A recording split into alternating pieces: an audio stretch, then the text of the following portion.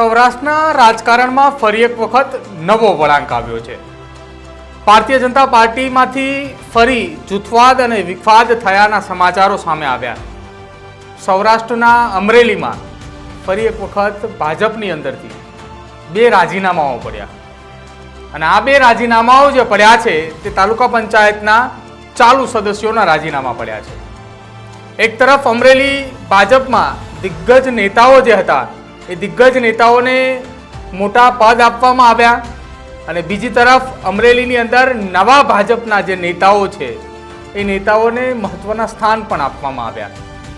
હું વાત કરી રહ્યો છું પરસોત્તમ રૂપાલા, દિલીપ સંઘાણી, આ તમામ નેતાઓને મોટા સ્થાન આપવામાં આવ્યા અને સાથે નવી ભાજપ, નવા યુવાનો, હું વાત કરી રહ્યો છું કૌશિક વેકરિયા હોય, મહેશ કસવાલા હોય, આ તમામ નેતાઓને ભારતીય જનતા પાર્ટીએ ધારાસભ્યો તો બનાવ્યા પરંતુ સાથે સાથે વિધાનસભાની અંદર મહત્વના પદો પણ આપ્યા।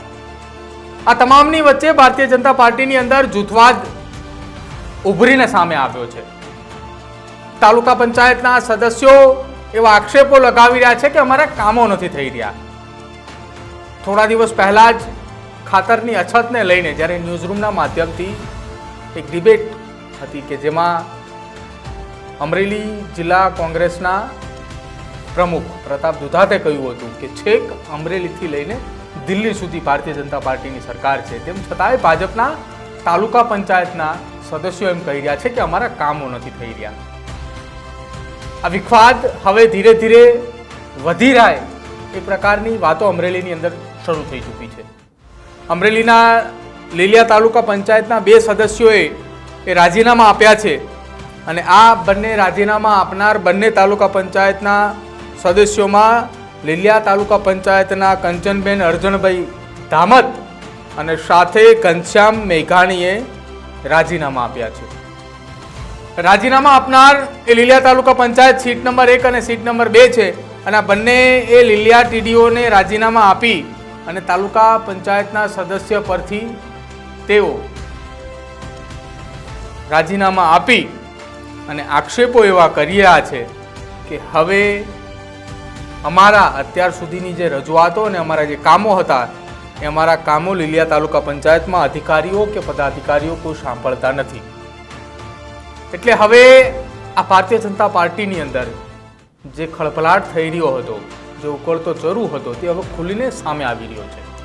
રાજીનામું લેનાર ઇન્ચાર્જ ટીટીઓ કિશોર આચાર્યએ શું કહ્યું એ પણ સાંભળો। તાલુકા પંચાયતના સદસ્ય કંચનબેન અરજણભાઈ ધામત અને ઘનશ્યામભાઈ બ્રાગજીભાઈ મેઘાણી દ્વારા અત્રેની તાલુકા પંચાયતમાં લેખિત પત્ર પાઠવી અને તેમના રાજીનામા પત્ર રજૂ થયા છે।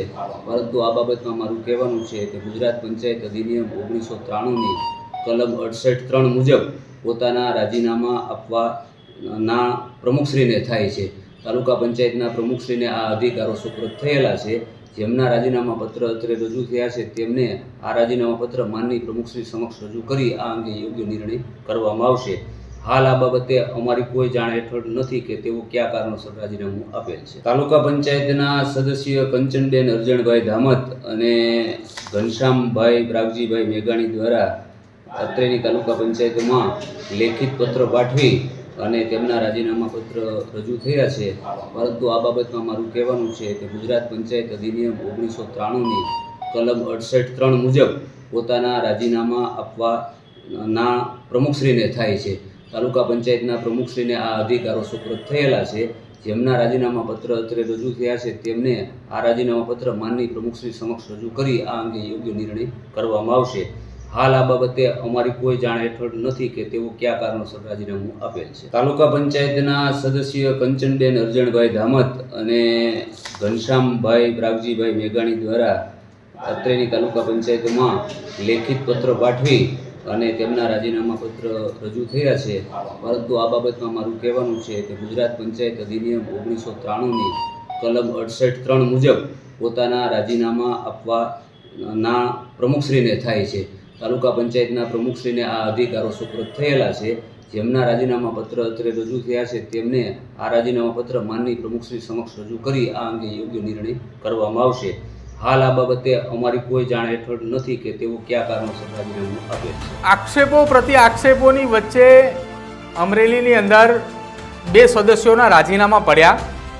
હજુ પણ એવી ચર્ચાઓ એ જોર પકડ્યું છે કે લીલિયા તાલુકા પંચાયતની અંદરથી જે રાજીનામાઓ પડ્યા તેની સાથે સાથે હજુ અન્ય જેટલી જિલ્લા પંચાયતો છે તેમાંથી પણ ક્યાંક રાજીનામા પડે તેવી શક્યતાઓ છે અને લીલિયા તાલુકા પંચાયતની અંદર હજુ પણ વધુ રાજીનામા પડે તેવી શક્યતાઓની સાથે જિલ્લા પંચાયતમાંથી પણ રાજીનામા પડે તેવી શક્યતાઓ છે.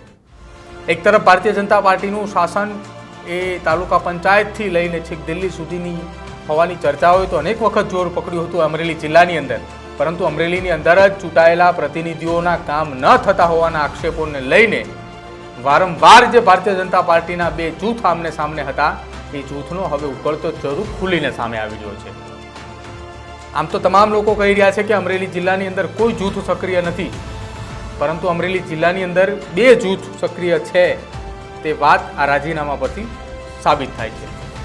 આપનું શું માનવું છે આ બંને તાલુકા પંચાયતના સદસ્યના રાજીનામાને લઈને એ અમારા કમેન્ટ બોક્સની અંદર જણાવજો. અમારી ચેનલ ન્યૂઝ રૂમને આપ આજે જ લાઇક કરજો, શેર કરજો અને સબસ્ક્રાઇબ કરવાનું ભૂલતા નહીં. નમસ્કાર.